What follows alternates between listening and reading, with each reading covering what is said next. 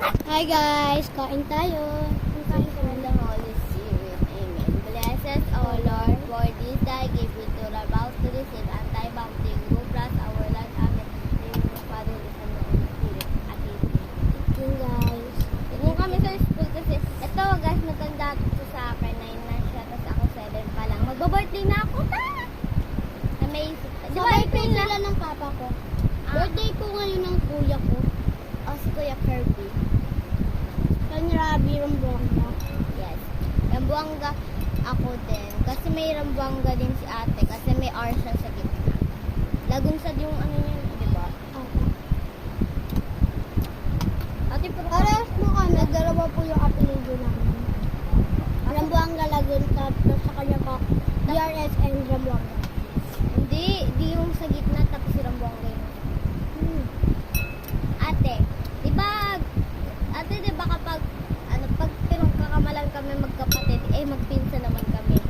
Sa ano, po kami. oo, kapatid mo yan, sasabihin niya. Pero, magpinsan naman talaga tayo, di ba? Yung wala kang boss, nakagantin. Ang pagod.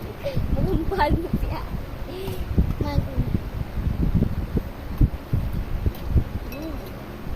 Lagi po kami sasabay ng pagkain. And guys, uuwi na po siya mamaya kasi hindi po siya dito nakatira sa Life Wins po. Babalik ulit ako dito. Sa Sabado. Friday. Abago. Friday na yun para tutunta ko.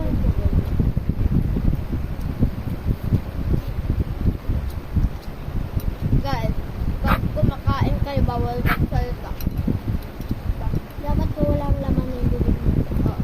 Ganun po yun sa amin, tahimik po pag kumakain siya sa amin, dito sa third floor namin. Tahimik po kami. Wala pong nag-ano.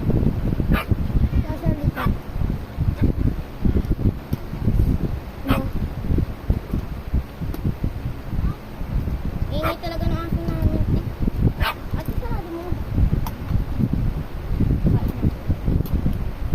Baka nakakapag-pray. Ano kapag po yun?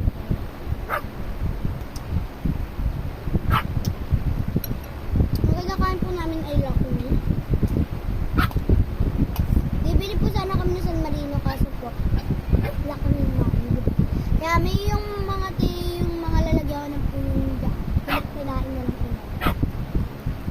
Buti guys may ista kasi maagang umalis si lolo ko 4 o'clock pa lang kasi nagtatrabaho siya sa Barangay. oo. Siya po ay pangalan niya po sa Barangay X. Exo